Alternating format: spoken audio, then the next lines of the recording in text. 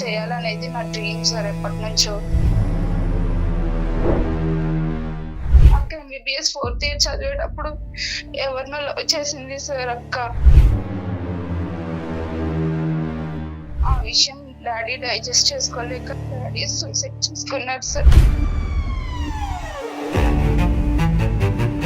నాన్నగారికి చావుకి కారణం అని మీరు అనుకుంటున్నారు. అవును సార్. ఒకే ఒక స్టేట్మెంట్, నువ్వు ఒక ఫెయిలియర్ పేరెంట్ అంటారు, లేదంటే ఒక ఫెయిలియర్ వైఫ్ అంటారు. నువ్వు బిడ్డనేమో వచ్చి బయటకు వెళ్లకుండా కాపాడుకుని ఉండుంటే కనుక ఈరోజు నీ భర్త బతుకుండేవాడు, నీ నుదుటి మీద కుంకుమ నిలబడి ఉండేది.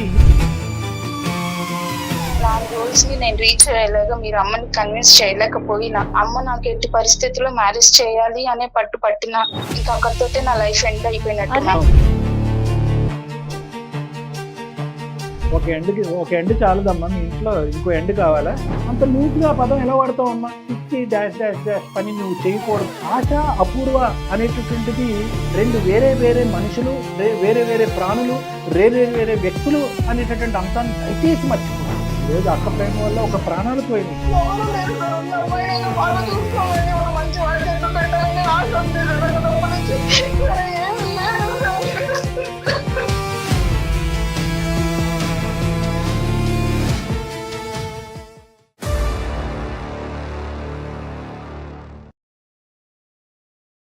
సుమన్ టీవీ ప్రెజెంట్స్ అందమైన జీవితం కార్యక్రమానికి స్వాగతం.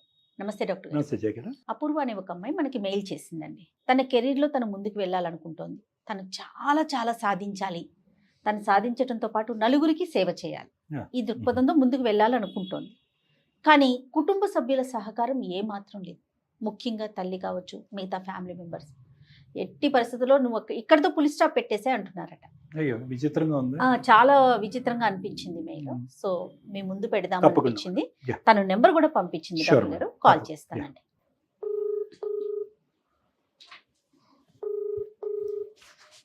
హలో హలో, నేను జయానండి, సుమన్ టీవీ అందమైన జీవితం ప్రోగ్రామ్ నుంచి కాల్ చేస్తున్నాను.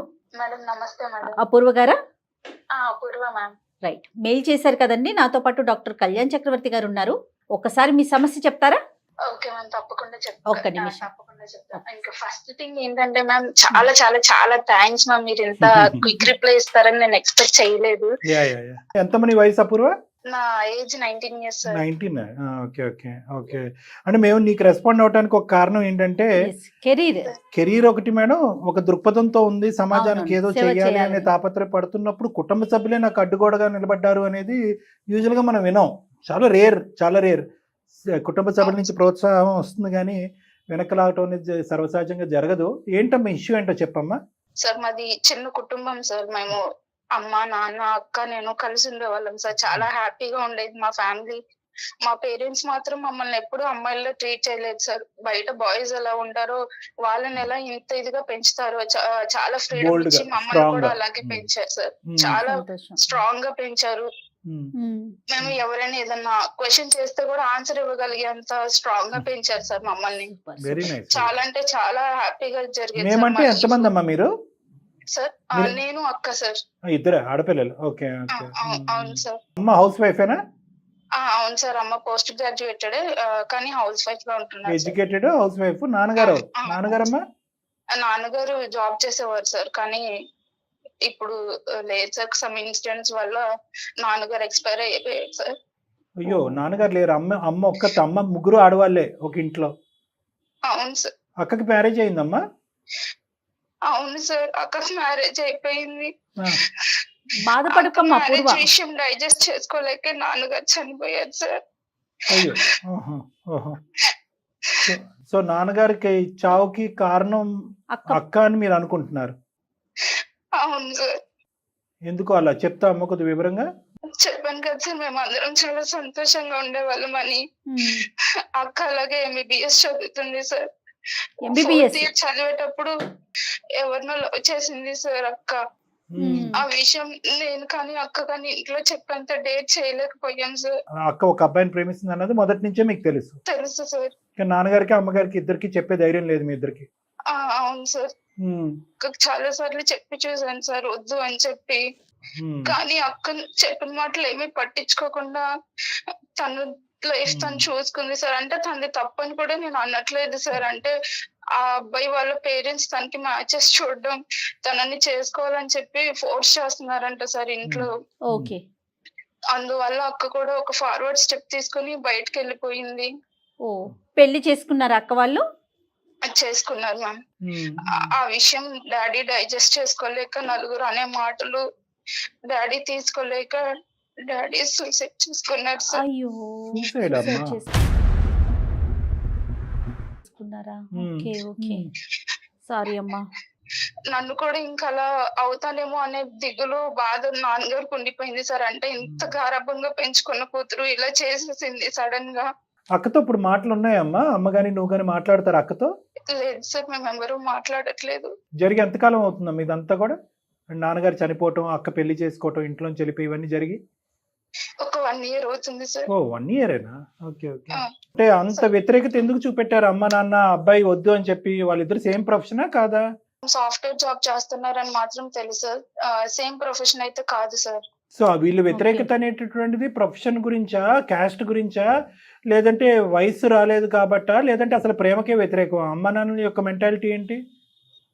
అమ్మ నాన్న ప్రేమకేమి వ్యతిరేకం కాదు సార్. కానీ వీళ్ళ చేతుల మీదుగా చేయాలి అనే కొన్ని ఆశలు తల్లిదండ్రులకు ఉంటాయి కదా సార్. మా నాన్నగారు కానీ అమ్మగారు కానీ మమ్మల్ని పెంచిన విధానం క్వైట్ డిఫరెంట్ సార్. అందరు పేరెంట్స్ లాగా కాకుండా ఫుల్ ఫ్రీడమ్ ఇచ్చేసి చాలా బాగా పెంచారు సార్. నలుగురిలో అబ్బా పలానా పిల్లలు అంటే ఇలా ఉండాలి అన్నంత గొప్పగా పెంచారు సార్. అది ఆ సొసైటీ పరంగా ఇంపాక్ట్ మాత్రం మా నాన్నగారి మీద బాగా పడిపోయింది సార్. నీకు అలాంటిది ఏమి లేదు కదమ్మా? నీకేమి నాకు అసలు లేదు సార్. నాకు అసలు అలాంటి ఇంటెన్షన్స్ ఏమీ లేవు సార్. అది ఒక క్వశ్చన్ అమ్మా. రెండో క్వశ్చన్ అమ్మా, నేను నిన్ను అడుగుతున్నాను, ఎంతవరకు అక్క తన ప్రేమను ఒప్పించటం గురించి ఎంత ప్రయత్నం చేసింది? 1-2 సార్లు అడిగేసి మూడోసారి ఇంట్లోంచి వెళ్ళిపోయిందా, లేదంటే అసలు అడగకుండానే ఇంట్లోంచి వెళ్ళిపోయిందా? కొద్ది గొప్ప అసలు ప్రయత్నం అయితే అక్క చేసిందా? చెప్పాలని చూసింది సార్. అక్క చాలా ప్రయత్నించింది. కానీ నాన్నగారికి చెప్తే ఒప్పుకుంటారో లేదో అమ్మగారు అన్ని ఆవిడే ఊహించేసుకుని చెప్పలేదు. ఇప్పుడు ఒక ప్రాణాలు పోయినాయి కదమ్మా ఈ రోజు. అక్క ప్రేమ వల్ల ఒక ప్రాణాలు పోయినాయి. చాలా పెద్ద జటిలమైనటువంటి సమస్య. దాని ప్రభావం, ఆ ఒత్తిడి అనేటటువంటిది అంతా కూడా ఎంత కాదనుకున్నా కూడా రెండే సిబ్లింగ్ మీద పడిపోతుంది. అబ్బాయి అన్న అమ్మాయి అని, ప్రత్యేకంగా అమ్మాయి మీద చాలా ఒత్తిడి పడుతుంది. ఎందుకంటే ఆ అమ్మాయి ఇప్పుడు ఎదురుగుంటా లేదు. తిట్టాలన్నా, కొట్టాలన్నా, అరవాలన్నా, అవమానించాలన్నా ఆ అమ్మాయి లేదు. ఎక్కడో వెళ్ళింది, భర్తతో పాటు కాపురం చేసుకుంటుంది, వాళ్ళు సంతోషంగా ఉన్నారని మనం అనుకుందాం.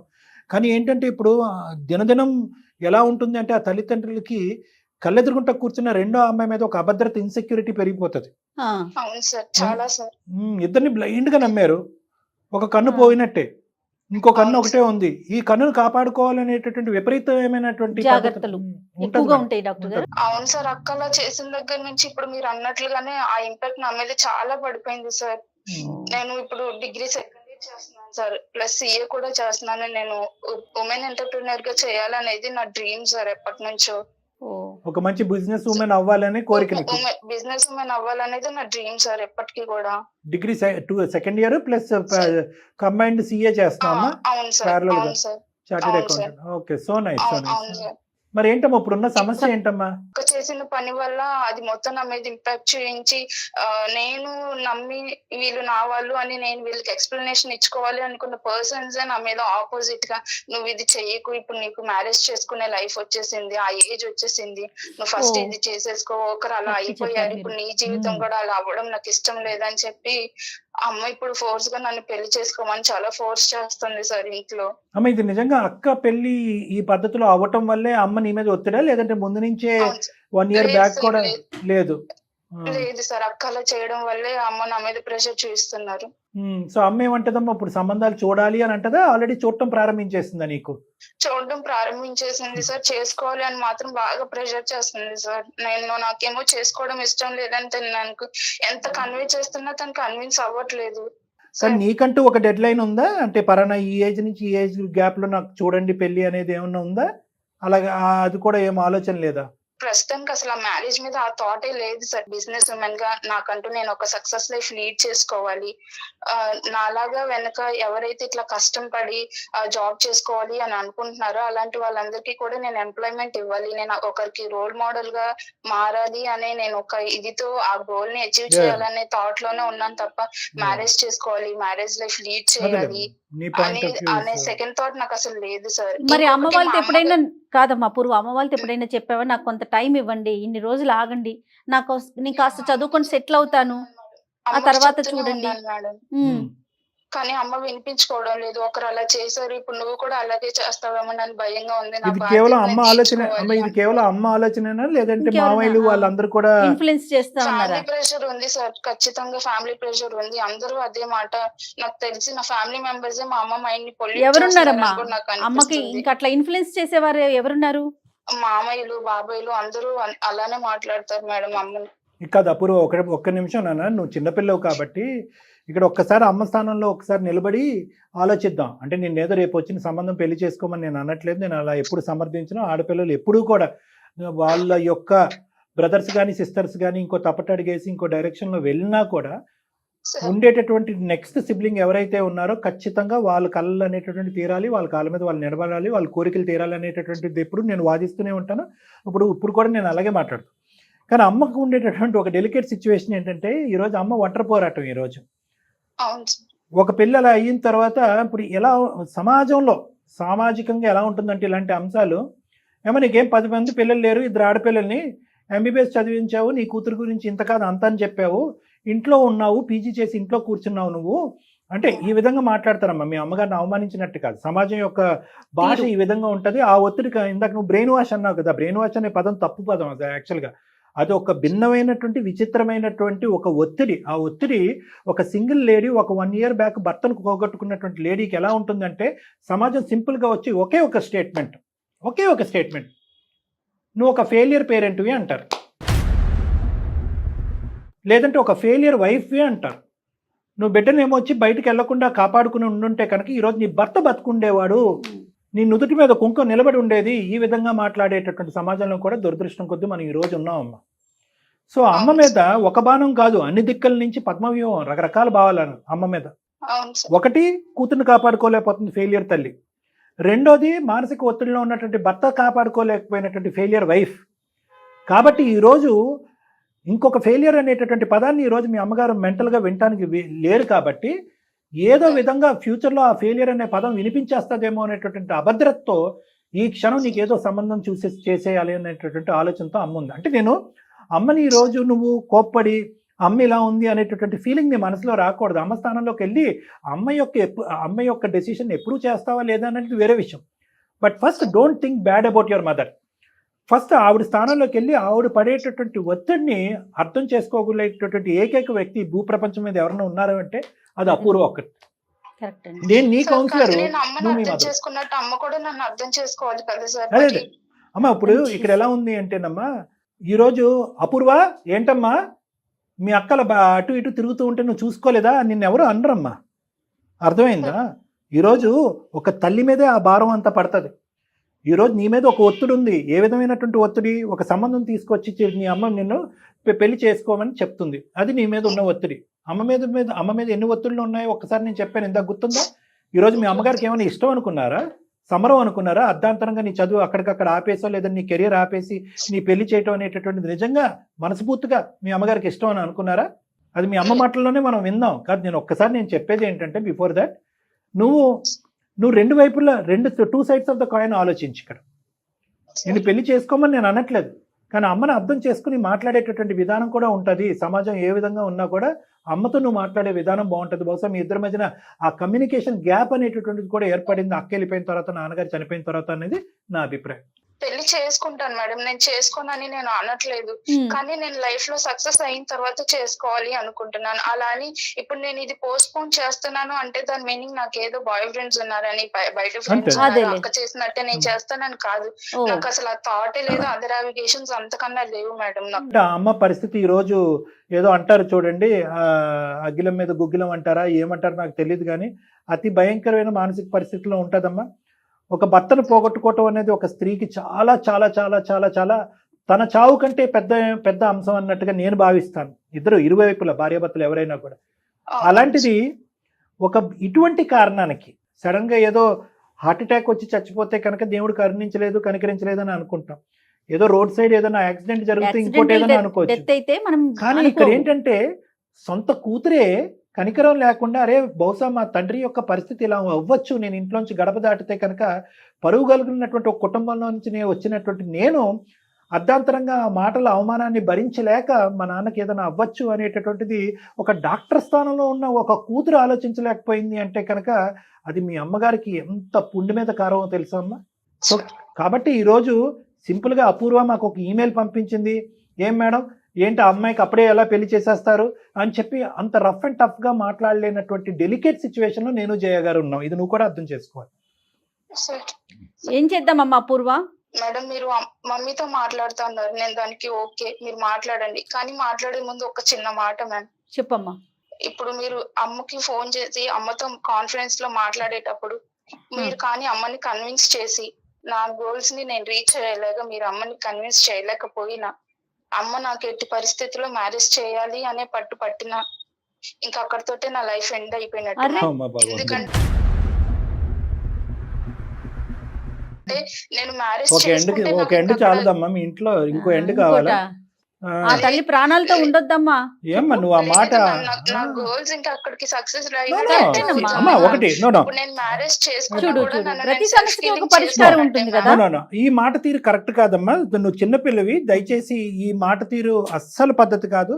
సార్లు బయటకు వచ్చేసాను సార్, నాకు ఎక్కడ తలదాచుకోవడానికి ప్లేస్ లేక నేను మళ్ళీ నలుగురు నాలుగు రకాలుగా అక్కను అనుకున్నట్టే నన్ను అనుకుంటారని నేను అర్థం చేసుకొని మళ్ళీ తిరిగి ఇంటికి వెళ్ళిపోయాను. నేను ఎంత చేసినా కూడా అమ్మ నన్ను అర్థం చేసుకోకపోతే ఇంకా నేను ఎవరికి చెప్పాలి సార్, అందుకే మీకు మెయిల్ పెట్టాను. అబ్సల్యూట్లీ మా జయ గారిని అనాలే, ఇలాంటి ఎలా ఏరుతారు మేడం ఇలాంటి ఈమెయిల్స్ మా అందరికి. మాకు ఇప్పుడు సంగీత పరిస్థితి టోటల్ టీమ్ అది మొత్తం ముందు నుయ్యి వెనకతలు గొయ్యి అనేటట్టు. అమ్మా ఒకటి నేను చాలా అబ్జెక్ట్ చేస్తున్నానమ్మా. ఈరోజు స్వార్థం అనేటటువంటి పదం నేను వాడినమ్మా, వాడటం నాకు ఇష్టం లేదు. ఎందుకంటే చిన్నపిల్లవి, నువ్వు భవిష్యత్తు గురించి ఆలోచిస్తున్నావు, నీ గమ్యం గురించి ఆలోచిస్తున్నావు, నీ గోల్స్ గురించి ఆలోచిస్తున్నావు, అందులో తప్పు పట్టడం అనేటువంటి. కానీ ఈరోజు అది జరగకపోతే నేను చచ్చిపోతానని చెప్పి అది తప్ప సూసైడ్ ఒకటి ఈరోజు నువ్వు అనుకున్నట్టే జరుగుతుంది అనేటటువంటి భావం ఆలోచన బలమైనటువంటి జయంతో నేను ముందుకు వెళ్తాను, అందులో డౌటే లేదు. కానీ అది కాకపోతే మధ్యలో కెరియర్ ఉండదు అంటే పెళ్లి అంటే తొందరగా ఒక వయసు రాకముందే పెళ్లి చేసుకున్న ఆడపిల్లలు అందరూ కూడా అర్ధాంతరంగా ఉద్యోగాలు చేయకుండా గమ్యాన్ని చేరకుండా గోల్స్ చేరకుండా అందరూ ఆడపిల్లలు అయిపోతున్నారమ్మా. నేను అదే చెప్దాం అనుకున్నాను డాక్టర్ గారు. పెళ్ళైనాక కూడా ఎంతో మంది ఎన్నో అదే నమ్మడే అమ్మా, వాట్ ఎవర్ ఇట్ ఈస్ అమ్మా, at the end of the day నువ్వు మళ్ళీ సూసైడ్ అయిన దానికి సొల్యూషన్ అనే మాట నాకు నచ్చలేదని అంటున్నా. పెళ్లి చేసుకున్న తర్వాత నువ్వు ఉద్యోగం చేసుకుంటాడా, మీ ఆయన చేసుకోమంటాడా, వద్దంటాడా, 19లో పెళ్ళి అవుతుందా, 23లో పెళ్ళి అవుతుందా నీకు, ఇవన్నీ వేరే విషయాలు. అవన్నీ కేటగిరీ బి. కేటగిరీ బి అనేది నువ్వు వాడేసావు చూడు, ఇంకా నేను చచ్చిపోతానని చెప్పి.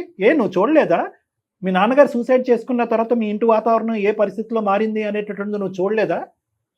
ఎంత భయంకరం అమ్మా. అసలు 600 106 మీ కుటుంబంలో ప్రత్యేకంగా, ఏ కుటుంబంలో అయినా మీ కుటుంబంలో ప్రత్యేకంగా ఆ పదం అనకూడదు, ఆలోచించకూడదు, ఊహించకూడదు. ఎందుకంటే మీరు ఆల్రెడీ లైవ్ టెలికాస్ట్ చూస్తారు మీ ఇంట్లో. అయినా కానీ నువ్వు అంత లూజ్గా ఆ పదం ఎలా వాడతావు అమ్మా, చదువుకున్న దానివి. సో ఆ పదాన్ని నువ్వు దయచేసి విరమించుకో. భగవంతుడు అనేవాడు ఉన్నాడు, ఏదైనా కూడా మన మంచికే. ఈరోజు ఏదన్నా ఒక ధైర్యం, ఒక బలం, ఒక ఇది ఉంది అంటే కనుక మీ అమ్మగారికి అది నువ్వు ఒక్కదానివే. ఈరోజు నీ పెళ్లి చేసేసుకుని నీ పేక్ కోసేస్తుందా మీ అమ్మ? ఏమంటావు? నేను అలాంటి పనులు ఏమీ చేయను సార్. మీ అక్క చేసినటువంటి ఆ పని, ఆ ఉధృతమైనటువంటి పని,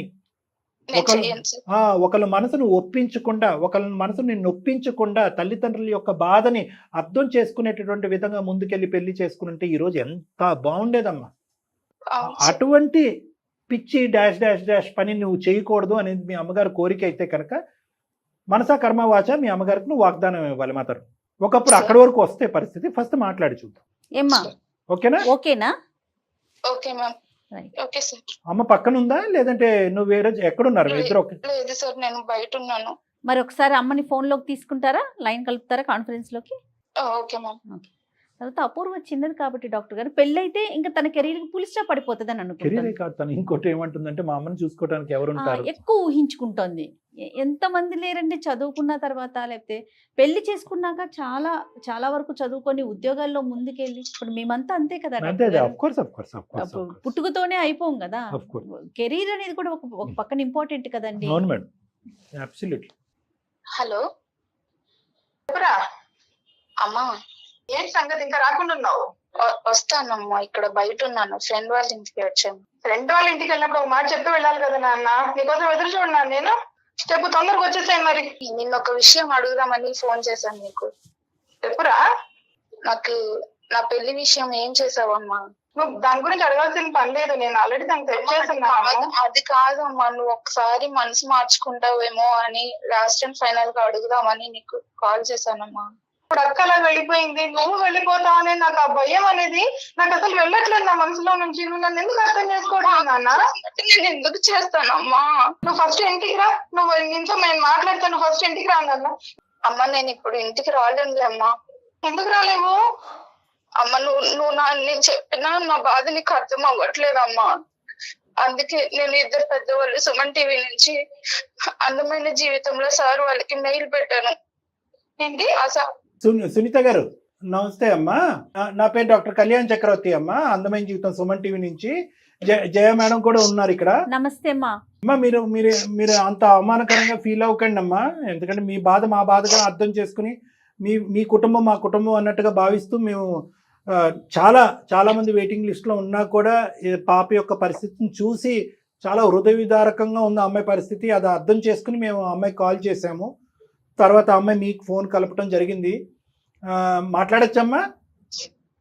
కరెక్టే సార్, నీతో మాట్లాడిస్తుంది కరెక్టే, కానీ ఇక్కడ మేము చాలా కాన్ఫిడెన్షియల్ గా బతుకుతున్నాం సార్. అట్లాంటిది ఒక్కసారిగా ఇట్లా ఇచ్చేసిందంటే మీ పేరేంటమ్మా? సారీ, మీ పేరేంటమ్మా?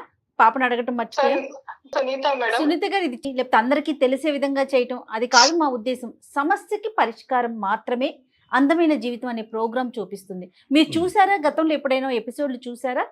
చాలా ఎపిసోడ్ చూసాను మేడం. మా సమస్య ఇంతవరకు వచ్చిందంటే నిజంగా మేం కరెక్ట్ చేసుకోవాలా? మా దగ్గరకు వచ్చే సునీత గారు, మా దగ్గరకు వచ్చే జస్ట్ ఇది ప్రస్తావన అవసరం లేదు, కానీ నేను చెప్తున్నాను, మా దగ్గరకు వచ్చేటటువంటి వాళ్ళందరూ కూడా మాది మీ వరకు వస్తుందని మేము అనుకోలేదండి అని అనుకుంటూనే ప్రతి కార్యక్రమం మేము మొదలు పెడతా ఉంటాం. ఈ ఇంటింటి రామాయణం అమ్మ, ఏ ఇంట్లో ఆ గొడవ అనేటటువంటి జరుగుతూ ఉంటుంది. ఎవరికి వాళ్ళు మేము అతీతంగా మా ఇంట్లోనే రిజాల్వ్ చేసేసుకుంటాం అనేటటువంటి సెల్ఫ్ కాన్ఫిడెన్స్ ఇంట్లో ఉన్న పెద్దవాళ్ళకి ఉంటుంది, పిల్లలకి ఉంటుంది. కానీ కొన్ని సందర్భాలు సమయాల్లో ఇప్పుడు మీరు మాత్రం ఇది ఊహించినటువంటి పరిస్థితిలా చెప్పండి. ఇంత సోషల్ మీడియాలో తీసుకొచ్చేసిందంటే నాకు నిజంగా ఎందుకో చాలా అయ్యో అట్లా భావించొద్దమ్మా. మీ పరువు తీసేటటువంటి పని ఏది మేము అందమైన జీవితం ద్వారా చేయటము, ఎవరిదన్నా పరువు పోకుండా కాపాడుతాము, ప్రాణాలని బంధాలని కాపాడేటటువంటి ప్రయత్నం అమ్మ మాది.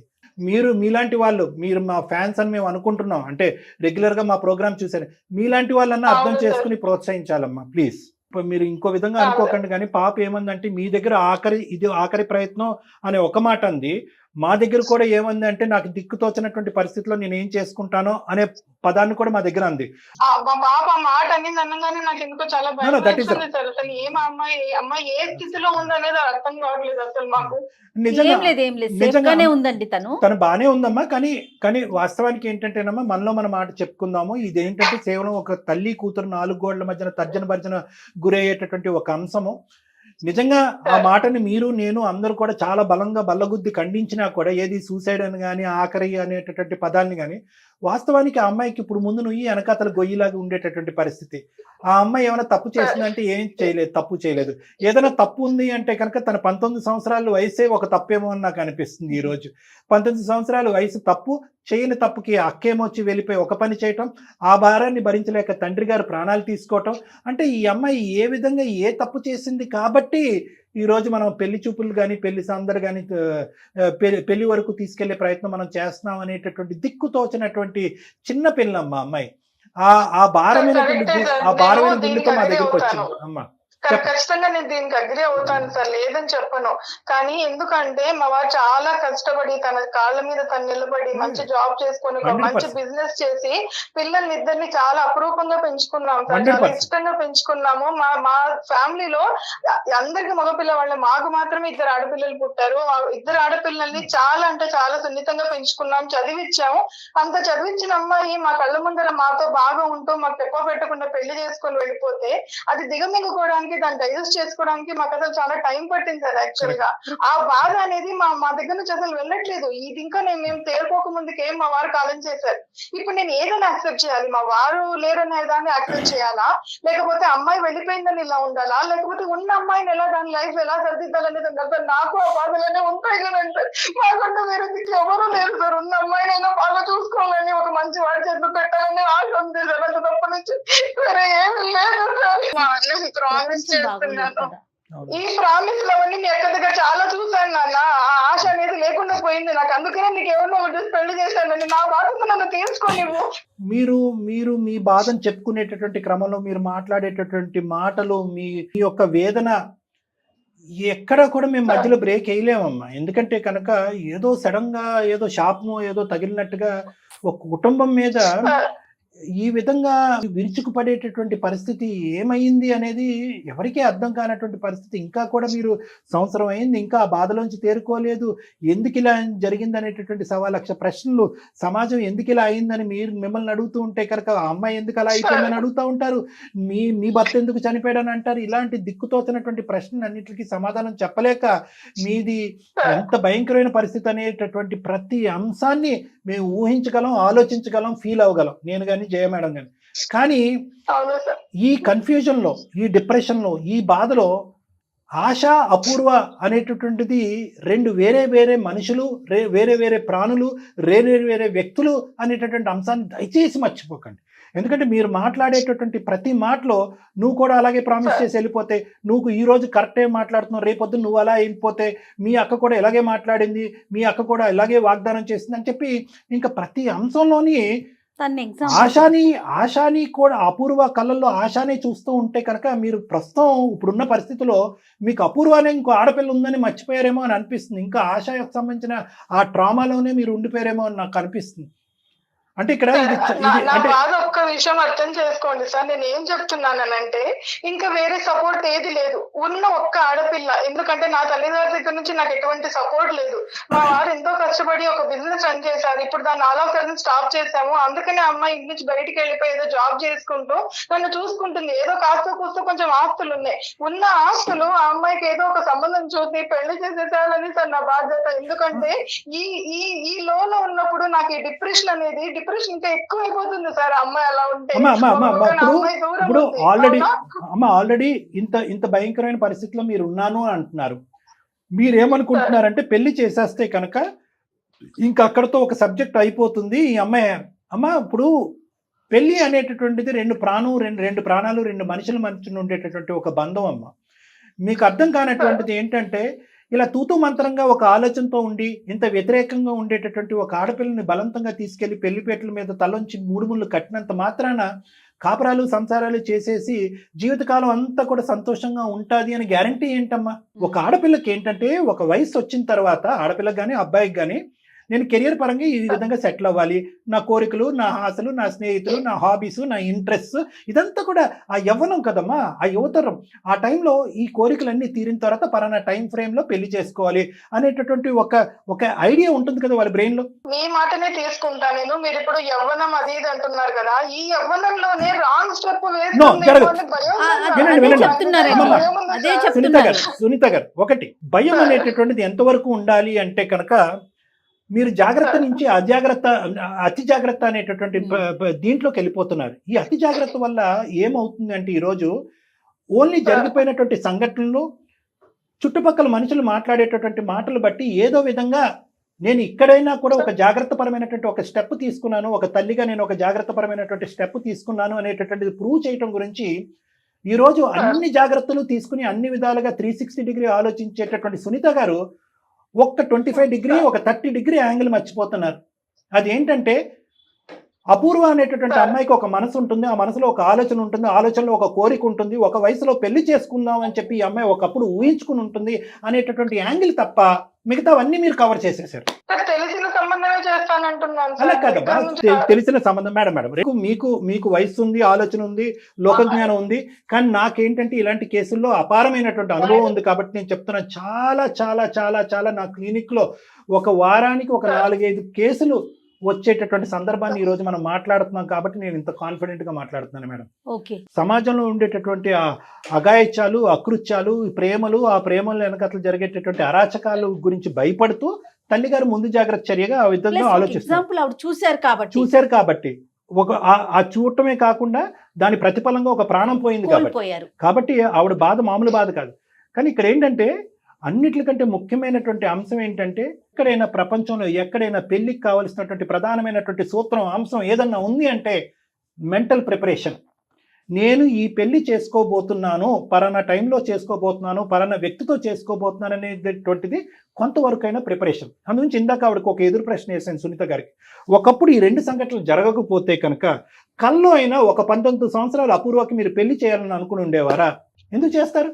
లేదండి, అప్పుడు ఇప్పుడు ఒక 2 years బ్యాక్ రివర్స్ చేసుకుని మనం సునీత గారు ఒకప్పుడు ఎక్కడన్నా రోడ్డు మీద కానీ ఎక్కడన్నా ఒక రెస్టారెంట్లో కానీ మీకు కానీ నాకు కానీ పరిచయం అయి ఉంటే కనుక మనం తెలిసినటువంటి వ్యక్తిగా సునీత గారు, ఏం సునీత గారు అపూర్వ గారికి ఎప్పుడు పెళ్లి చేద్దాం అనుకుంటున్నారంటే కనుక, అవునండి, లేదా అప్పుడేంటండి చిన్నపిల్ల, అప్పుడే పెళ్ళి ఏంటండి, 26-27 రావాలి, తన కాళ్ళ మీద తను నిలబడాలి, మా అమ్మాయిని ఒక అబ్బాయిలాగా నేను పెంచాను, తన కాళ్ళ మీద తను నిలబడేటట్టు ఒక సమాజానికి ఉపయోగపడేటటువంటి వ్యక్తిగా పెంచాను అనేటటువంటి వాదన సునీత గారు అప్పుడు వినిపించుండేవారు కదా? డెఫినెట్ గా డాక్టర్ గారు. వాస్తవానికి మనసు పూర్తిగా ఆవిడ కూడా, నేను బల్లగుద్ది చెప్తాను, ఆవిడ కూడా ఈ క్షణం 19 సంవత్సరాల ఆడపిల్లలకి ఆ అమ్మాయి కోరికల తర్వాత తన జీవితం అనుకునేటటువంటి ఈవిడ పెళ్లి చేయడానికి కూడా ఆవిడ రెడీగా లేదు. కేవలం గారు, డాక్టర్ గారి మాటలతో మీరు ఏకీభవిస్తారా? ఇక్కడ ప్రపంచం అలా లేదు, బయట ప్రపంచం అలా లేదు. ఇప్పుడు ఇక్కడ ఎంత హద్దులో ఉండి ఎంత ఉన్నా కూడా అమ్మాయిల జీవితం అనేది ఒక నీటి బుడగలాగా అయిపోయింది. ఆ భయం అనేది నాలో వెళ్ళట్లేదు, కానీ మా అపూర్వ మీద నాకు నమ్మకం ఉంది సార్. ఎందుకంటే ఆల్రెడీ సెన్సిటివ్ గా డిప్రెస్డ్ గా ఉన్నటువంటి మీ బ్రెయిన్ లో నింపేయటం వల్ల ఎందుకు వచ్చిందిరా బాబు, కీడెంచి మేలంచమన్నారు కదా, ఆ అమ్మాయికి చేయనటువంటి పుణ్య కార్యక్రమం నేను ఏదో ముందొస్తూనే ఈ అమ్మాయికి చేసేస్తే ఒక గొడవ వదిలిపోద్దు కదా అనేటటువంటి ఆలోచనతోనే మీరున్నారు. ఒకే ఒక పాయింట్ సునీత గారు, నేను ఒకే ఒక పాయింట్ చెప్తాను. మీరు అన్నారు ఇందాక, మీతో పాటు ఏకీభవిస్తున్నాను సార్, నాకు కూడా నా కూతురి యొక్క ఆంటర్ప్రెన్యూర్ అవ్వాలనో, లేదంటే ఒక బిజినెస్ మ్యాగ్నెట్ అవ్వాలనో, లేదా బిజినెస్ ఉమెన్ అవ్వాలనే కోరిక నాకు కూడా ఉంది అని చెప్పి, ఇక్కడ ఏంటంటే కేవలం నా ఉద్దేశం ఒకటేనమ్మా, కేవలం ఈ పెళ్లి అనేటటువంటి అభద్రతతో కూడినటువంటి సమాజం అంటే భయపడి, ప్రేమ అంటే భయపడి, ఇంకొక విచ్ఛిన్నమైనటువంటి ఒక శక్తి ఏదన్నా మీ కూతుర్ని తన్నుకుని వెళ్ళిపోతుందేమో అనేటటువంటి భయంతో ఈరోజు కొన్ని కళల్ని చంపేస్తున్నారు మీరు. కేవలం మీ అమ్మాయి కళలే కాదు, మీ కళలను కూడా చంపేసుకుంటున్నారు. మీ అమ్మాయిని ఏ స్థాయిలో ఏ స్థానంలో ఉండాలని మీరు ఊహించుకున్నారు. అంటే పెళ్ళి అవుతే కనుక ఇవేం జరగవా సార్ అంటే కనుక, పెళ్ళి అవుతాయో లేదనేది కాదు, మీ అమ్మాయి మొదటి నుంచి ఎప్పుడు కూడా ఏమనుకుంది అంటే కనుక, అపూర్వ ఏమనుకుందంటే అన్ని ABCD అన్ని నరుక్కుంటూ పోవాలి, ఆ పినకల మీద ఉన్నప్పుడే అబ్బాయిలు క్యూ కట్టాలి నన్ను పెళ్లి చేసుకోవటానికి అనుకునేటటువంటి ఊహలో ఎదిగినటువంటి ఆడపిల్ల గురించి మనం మాట్లాడుకుంటున్నాం. ఇలా తూతూ మంత్రంగా మధ్యస్తు చదువులో అర్ధాంతరంగా అక్క వెళ్ళిపోయింది కాబట్టి దిక్కుతోచినటువంటి పరిస్థితుల్లో చెల్లికి కూడా తొందరపడి పెళ్లి చేసేసేటటువంటి కార్యక్రమాన్ని మీ కూతురు కల్లో కూడా ఊహించుకోలేదని దయచేసి మీరు అర్థం చేసుకోండి. నేను ఎప్పటికీ ఒక్కటే మాట చెప్తున్నాను, నేను లైఫ్ లో సక్సెస్ అవ్వాలమ్మా, ఈ పెళ్లి అది నాకు ఇప్పుడు వద్దమ్మా, ప్లీజ్ నువ్వైతే ఇంటికి రా. ఇవన్నీ చూసినటువంటి అపూర్వ ఈరోజు ఎందుకు చేస్తాడమ్మా ఇలాంటి పని? ఒకప్పుడు తనకి ఎవరన్నా నచ్చినా కూడా అమ్మా అని చెప్పి నీ దగ్గరకు వచ్చి మర్యాదగా చెప్తుంది.